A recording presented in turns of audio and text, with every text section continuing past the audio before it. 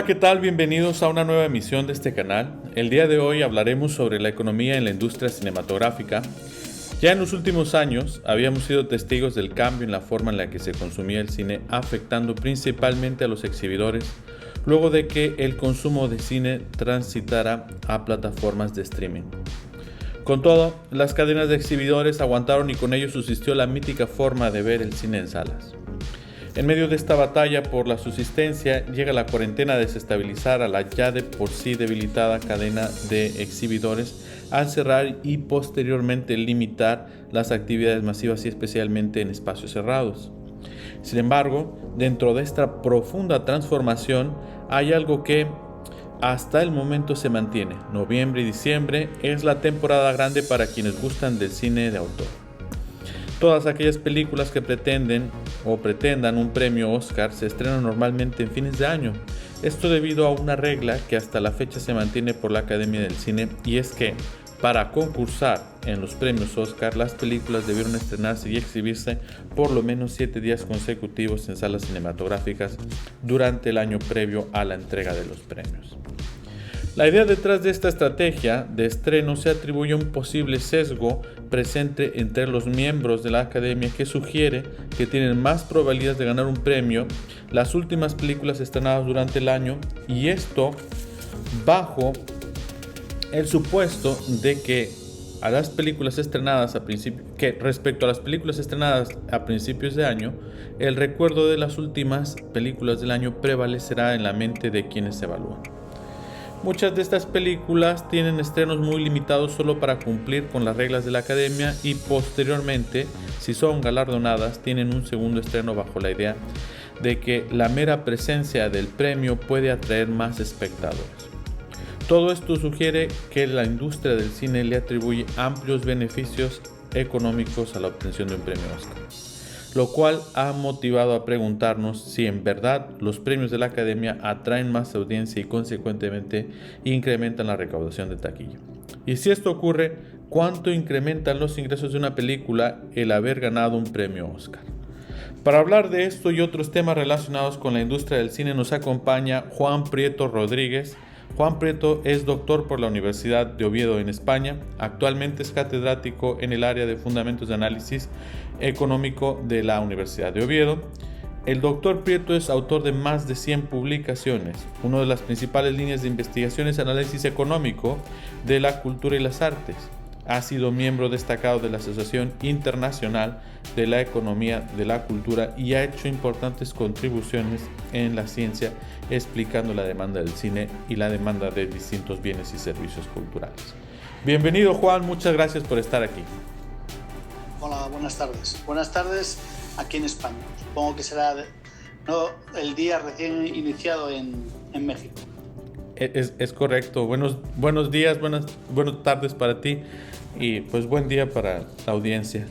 Juan, en su momento se publicó que Universal Pictures, una de las grandes productoras, adicional al presupuesto, invirtió hasta $15 millones promoviendo A Beautiful Mind entre los miembros de la academia, un filme que posteriormente ganaría el premio Oscar la mejor película. Quiero preguntarte, Juan, ¿es justificado el fervor de la industria por los premios Oscar? Bueno, probablemente en los últimos años hayamos visto un cambio en las estrategias por parte de los estudios de las películas que concurren o que quieren que concurran en estos premios.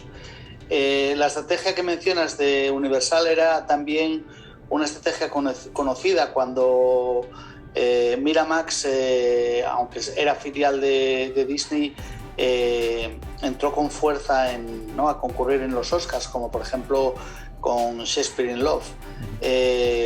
Campañas muy agresivas para convencer a los miembros de la academia de que sus películas fueran nominadas y posteriormente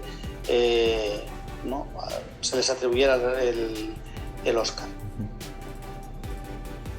Oye, pero ¿es en verdad que los premios Oscar sí motivan a la audiencia en salas y por tanto generan más recaudación de taquilla, o es solamente una creencia en la industria?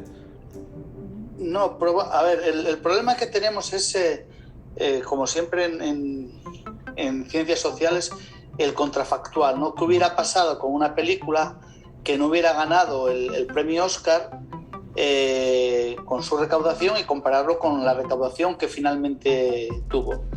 En los últimos años, la mayor parte de las películas que han ganado el Oscar a Mejor Película son películas con un carácter muy independiente y con recaudaciones a nivel global relativamente pequeñas. Eso no quiere decir que el Oscar no haya tenido un impacto en su recaudación. Probablemente no hubieran recaudado lo mismo sin el premio Oscar, ¿no? Pero Moonlight, Birdman o Homeland son películas que hubieran tenido una carrera comercial también muy, muy pequeña en comparación con los grandes estrenos que últimamente, pues como todos sabemos, versan sobre todo, ¿no?, en el universo Marvel y el universo DC. Entonces, es cierto que los Oscars tienen un impacto en taquilla.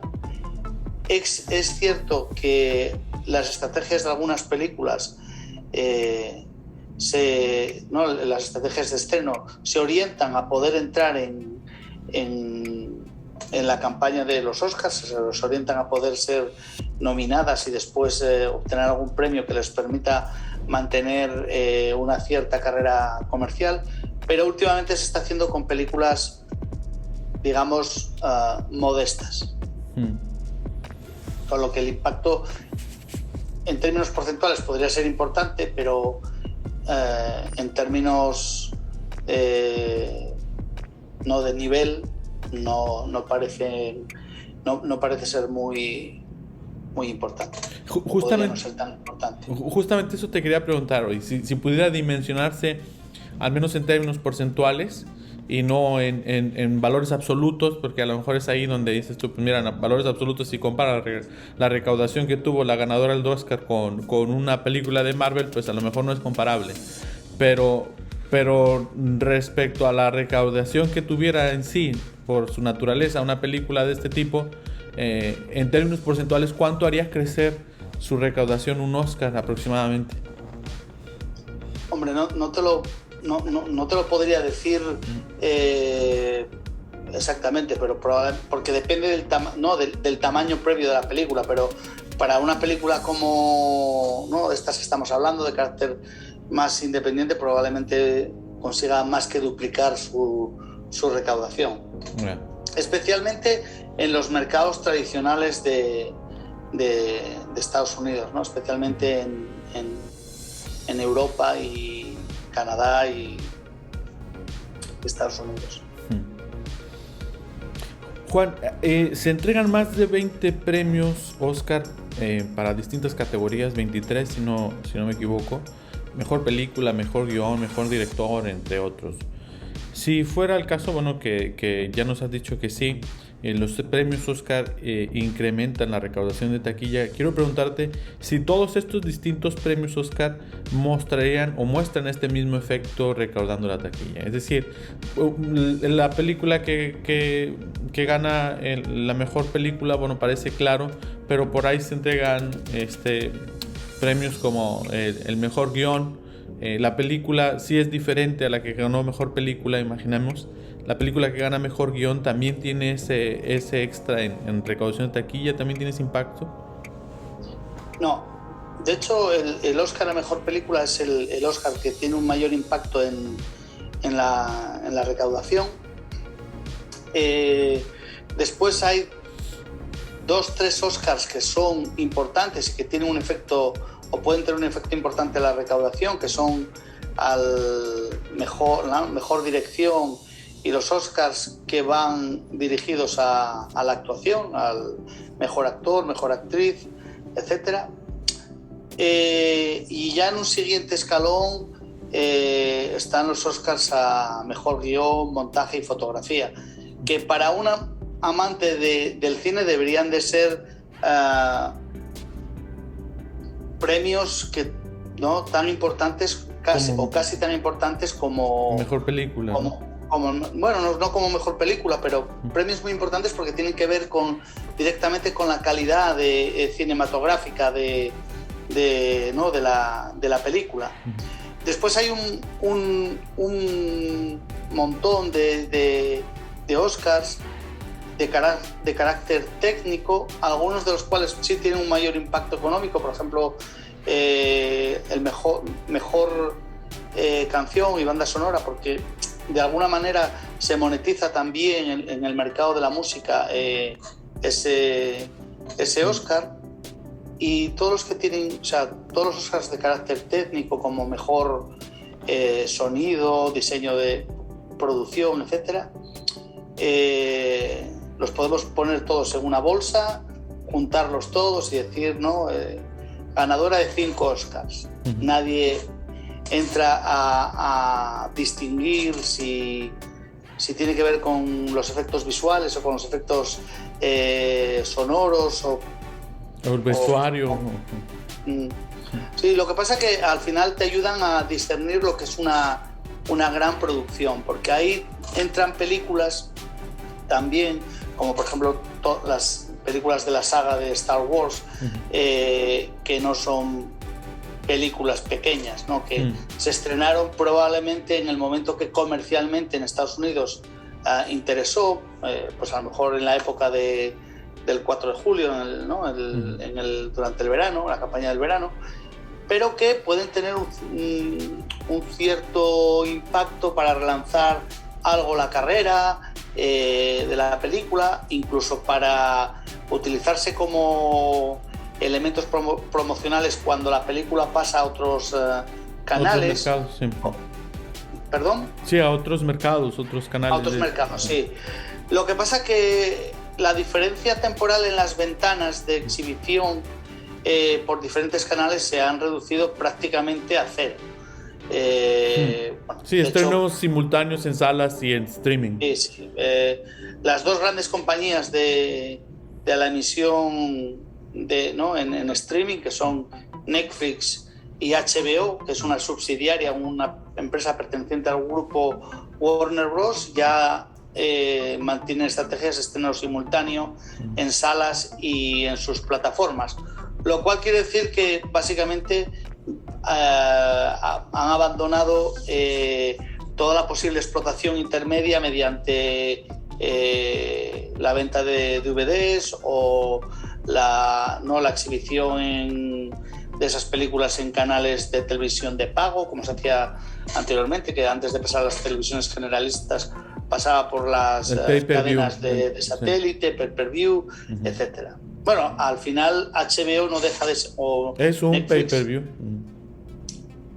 Bueno, son un remedio de lo que era el pay-per-view. Fíjate que el Disney Plus lo hace de alguna forma, porque tienes pagada la plataforma, pero luego dentro de la plataforma es lo que ocurrió con Black Widow, por ejemplo, que ahí se vio en un problema legales, justamente por eso.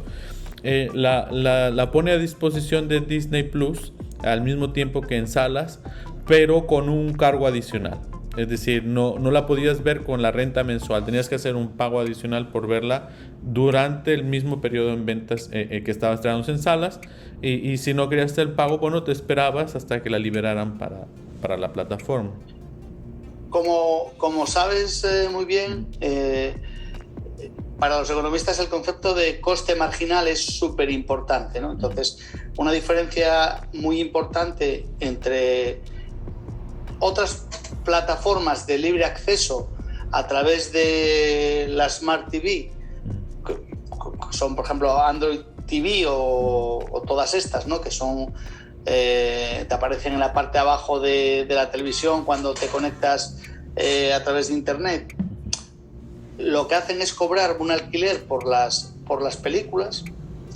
Prime Video, ¿no? La compañía de Amazon tiene una política mixta. Si entras en el menú de opciones, te ofrece algunas producciones propias o producciones no propias, ¿no? Pero producciones a a precio cero, a coste marginal cero, y otras con alquiler o venta. Ajá, sí. O venta, sí.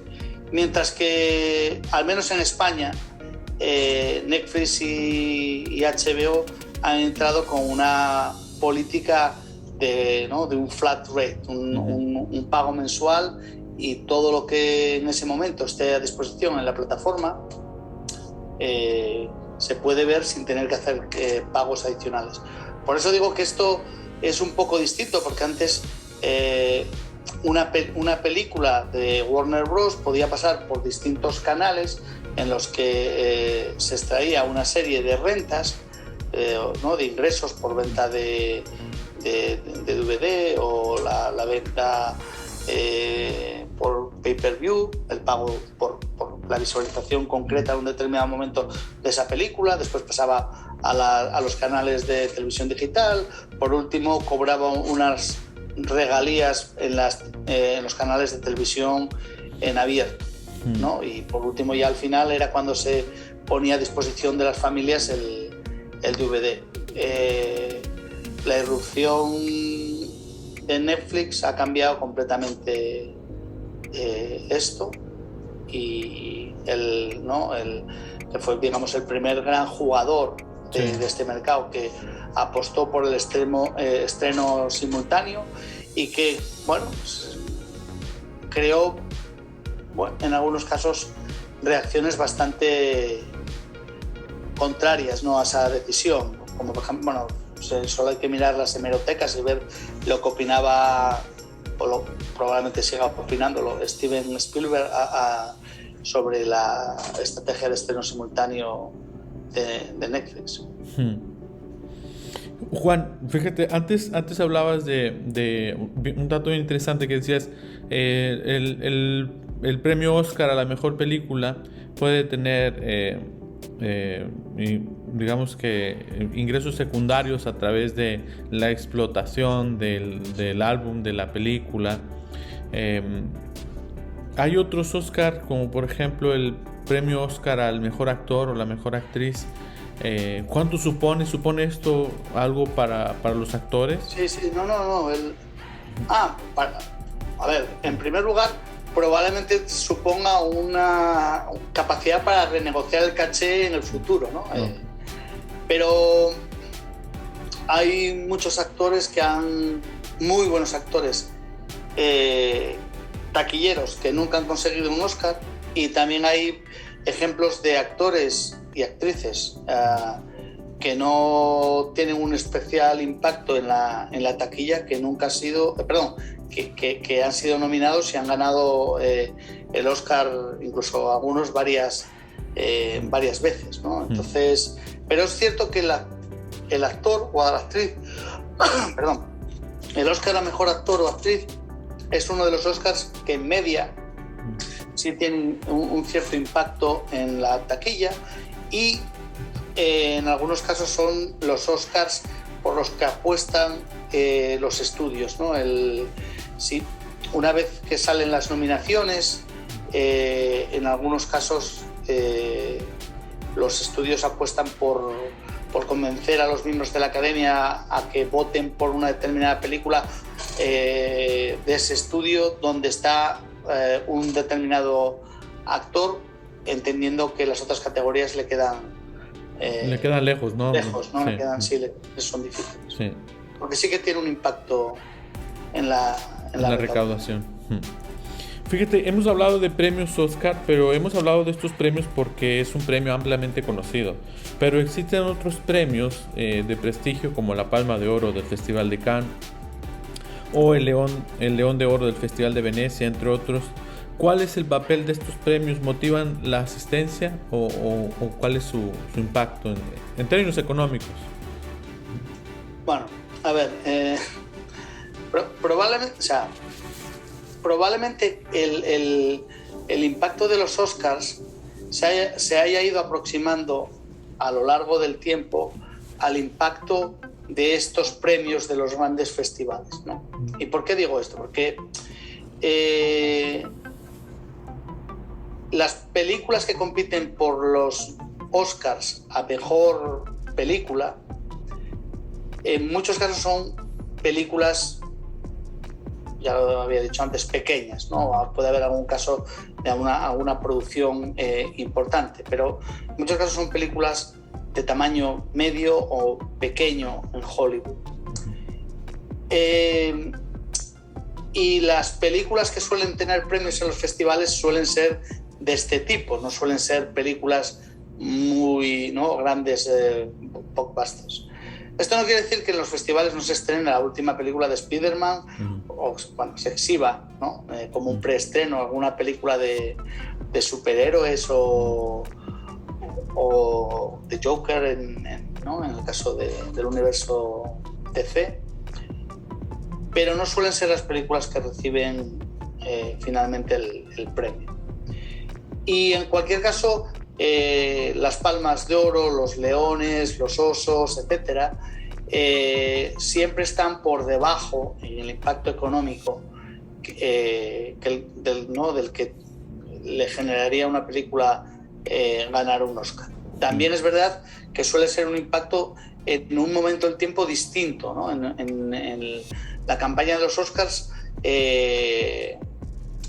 empieza ahora con los estrenos de las películas que específicamente van a competir en Estados Unidos, por como habías mencionado, por un requisito para poder concurrir a estos premios, pero las nominaciones y los premios llegarán en las próximas semanas, ¿no? De hecho, la diferencia temporal entre el final de año y, por tanto, el momento último posible para estrenar una película, las nominaciones y la entrega de los premios, se ha ido acortando.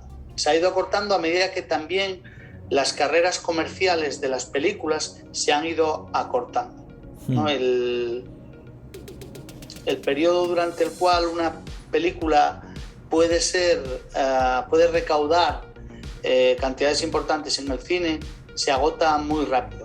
En muchos casos, lo que no has hecho en las 2 primeras semanas ya no lo vas a poder, ya no lo haces, con lo cual a la industria le ha interesado reducir la diferencia de tiempo entre el momento en que se estrena una película en Estados Unidos para concurrir a los Oscars, el momento de la nominación, que es un primer impacto publicitario de las mismas, y el momento en que se realiza la entrega de los premios.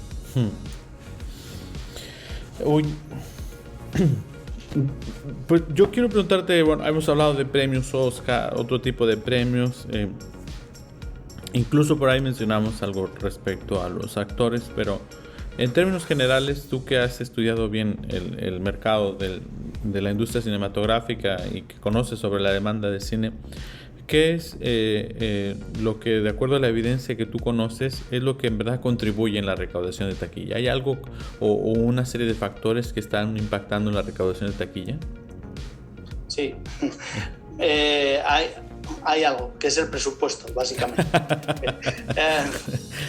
En general, una película, lo cual a ver, es importante saber que hay una relación positiva entre el presupuesto y la recaudación, lo cual no quiere decir que esa relación sea tan clara entre el presupuesto y los beneficios. Porque claro, si yo me gasto mucho dinero y recaudo más, no necesariamente la diferencia entre lo que recaudo y lo que gasté va a ser mayor, teniendo en cuenta que por el camino se tienen que quedar los pagos a los exhibidores.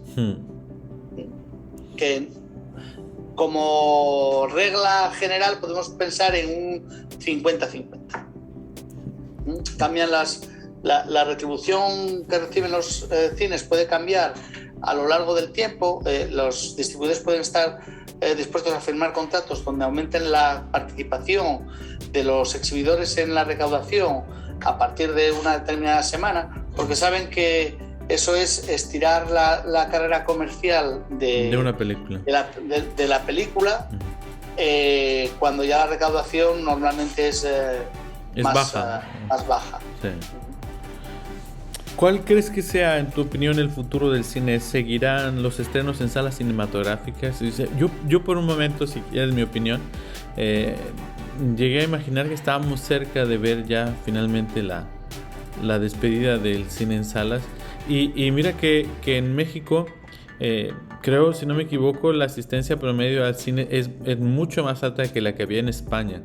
Y yo aquí lo llegué a pensar, no quiero imaginarme lo que estaba ocurriendo en España. Bueno, a ver, por un lado, los medios técnicos para ver películas en casa de una manera más parecida a como se verían en el cine ya están a nuestra disposición, ¿no? Claro. Y ahora que llega la campaña navideña, pues los supermercados, las tiendas de electrodomésticos, claro, nos incitarán a comprar pantallas de televisión de 80 pulgadas, cosas así. Muy, muy grandes, ¿no? Con barras de sonido, surround, etc, etc, etc. Es verdad que hay una parte que nunca va a poder emular el visionado de una película en casa al cine, y es estar con más gente. O sea, la parte social, más allá de tus amigos o de tu pareja, ¿no? Cuando vas al cine, es un acto social porque normalmente la gente no va sola al cine, va acompañada. Pero una vez que estás en la sala, sueles estar con más gente. La gente se ríe, la gente aplauden, lloran, gritan. Sí, ¿no? La gente reacciona a la película y de alguna manera esa parte se pierde cuando la ves en casa, exclusivamente con tu familia, ¿no? Las grandes compañías no están ayudando tampoco a que los cines se mantengan, ¿no? No, claro, es que no tienen los incentivos, teniendo los streaming. ¿Para qué compartir la taquilla? Claro, pero eso lo que hace también es ponerle muy difícil a los exhibidores el poder mantenerse. De hecho, yo no sé en México, pero en España últimamente la taquilla se mantiene, especialmente con los estrenos de películas orientadas a la gente joven. No digo a los adolescentes, pero adolescentes y gente en sus 20. Pero te refieres a películas de superhéroes, ciencia ficción, cosas sí, este tipo de películas, no películas pensadas específicamente o más específicamente para adultos, no películas, y perdónenseme el término, serias, ¿no? Son películas de entretenimiento con muchas explosiones, actores y actrices taquilleros, en muchos casos eso, vinculados al universo Marvel o a Pixar y claro, se mantiene porque para al menos ese grupo de edad, ir al cine, ir a un centro comercial, que es donde están ahora las salas de cine, ir a un centro comercial, tomarse unas cervezas, cenar y ver una película, forma parte, o cuando digo cenar puede ser en un restaurante mejor o simplemente ir a tomar una hamburguesa al McDonald's. Déjame hacer una precisión. Es que para porque aquí tenemos audiencias de otras partes, ¿no? Pero para quienes no lo sepan, no sé si en Europa en general, en el caso de España, tú puedes tomarte una cerveza en el propio cine. O sea, tú puedes pedir un refresco o una cerveza. Eso es algo que no ocurre, por ejemplo, en México. En México solo puedes tomar refresco o agua.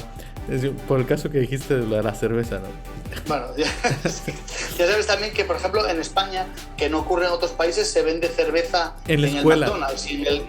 No, me refiero que en el McDonald's y en el Burger King, que son las cadenas de las hamburgueserías de comida rápida más importantes, venden cerveza. Es correcto. O sea, y en Estados Unidos, por lo que creo recordar, no se vende cerveza en el McDonald's. No, ni en México. Pero bueno, somos unos borrachos, ¿qué vamos a hacer? O sea, lo que quiero decir es que una tarde de entretenimiento para un determinado grupo de edad sigue estando vinculado a ir al cine. Y a ir al cine de una forma en la que yo, cuando tenía su edad, no lo hacía así, porque los cines estaban, ¿no? Las salas de cine estaban en el centro de la ciudad, en el centro de los pueblos incluso, y no necesitabas ningún tipo de desplazamiento para ir, ¿no?, a un mall a las afueras de la ciudad, ni nada, ni digamos tener que quedarte dentro del espacio que supone el centro comercial. Pero claro, si eso es una forma de socializar, de estar con tus amigos, de pasar la tarde, de comerte una hamburguesa y después ver una peli, los exhibidores tienen un cierto margen para sobrevivir. Pero claro, si viendo las películas que son de interés para para este grupo de gente. Pues Juan, yo quiero agradecerte muchísimo tu tiempo y esta interesante entrevista que nos das, pero antes de despedirnos quisiera hacerte una pregunta pues ya más personal, ya que hemos hablado de cine y de la demanda de cine y de los premios Oscar. Quería preguntarte por tu película. ¿Cuál es tu película, la que tú dirías que es tu película favorita de todos los tiempos? Mi película favorita de todos los tiempos. Bueno, mira, pensando en mi película favorita de todos los tiempos, una cosa que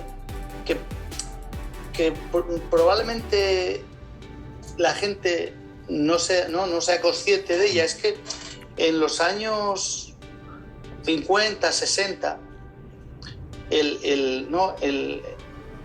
los grandes éxitos comerciales del cine tenían un share de taquilla mucho más grande que ahora, ¿no? Podemos, no sé, recordar dentro de los últimos años películas del universo Marvel, o incluso un poco más atrás películas que tuvieron un impacto mayor en taquilla, como, no sé, Titanic o Avatar, ¿no? En los años 60 la película que más recaudaba, o las dos películas que más recaudaban, tenían una participación en la taquilla global mucho más importante. Entre otras cosas porque hasta los años 60 había cines en muchos pueblos, no solo en las grandes ciudades, sino en muchos pueblos, y la gente tenía menos dispositivos en casa para el ocio en general, no solo para ver películas. Y lo que ocurría es que si te gustaba una película, cuando al cabo de unos meses o unas semanas esa película se exhibía en el pueblo de al lado, volvías a verla.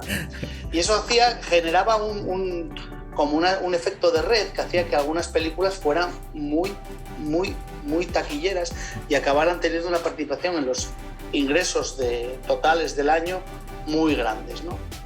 Entonces, y un caso muy singular es el año 1965, creo que es. No sé si el 65 o 64. Que se estrenaron dos películas que siguen ahora entre las 20 películas más vistas, que más han recaudado de la historia en términos reales, ¿no? Descontada la inflación, que son, en España se titularon Doctor Zhivago y Sonrisas y Lágrimas, sí. ¿No? The Sound of Music en inglés. Esas dos películas no dejaron nada para ningún competidor. Ese año se lo llevaron todo. Entonces, con respecto a mis películas, una de mis películas favoritas de la historia, que yo tuve la oportunidad de ver cuando se reestrenó con una copia digital, es Doctor Zhivago, ¿no? Pero esa sí que es una película para ver en una gran pantalla, ¿no? Los paisajes nevados, el trineo, etcétera. Como todas las películas de David Lean, ¿no? Como Lawrence de Arabia, son películas con grandes locaciones, ¿no? Sí, los paisajes son importantes, ¿no? O sea, el paisaje en sí forma parte del guión. Sí, por supuesto. ¿No? La escena del oasis de Lawrence de Arabia, que se ve un punto negro acercarse, ¿no? Un punto negro en el horizonte que se va acercando poco a poco y puede estar, ¿no? el camello acercándose durante, no sé, 2 minutos. Ahora mismo el cine es una industria con un consumo más orientado a gente joven, y esos 2 minutos serían inaguantables. O sea, llegaría el productor y lo cortaría, aparte de echarle la bronca al director por haberse gastado una cantidad de dinero en una toma completamente innecesaria, ¿no? Y por último, sí que me gusta de las películas de los últimos años, no producidas, ni dirigidas, ni interpretadas por nadie, ¿no?, de México, porque últimamente parece que California está volviendo a estar dentro de Los Ángeles, no, dentro de México. Lo estamos recuperando. A ver si lo conseguís. Una película que me ha gustado mucho de los últimos años, que es una película pequeña, que entró en los Oscars como nominada a varios Oscars importantes, y que era una película independiente que claramente no iba a ganar el Oscar a mejor película, pero que sí ganó el mejor actor. En España se tituló Comanchería, ¿no? En inglés, el título en inglés es Hell or High Water, que es una de mis películas favoritas de los últimos años. Pues muchísimas gracias, Juan, como siempre un placer saludarte y que podamos tener pues más tertulias de estas del cine y de la industria cinematográfica. Pues por mi parte es todo, muchísimas gracias y muchísimas gracias a toda la audiencia, y nos vemos en el próximo episodio. Hasta la próxima.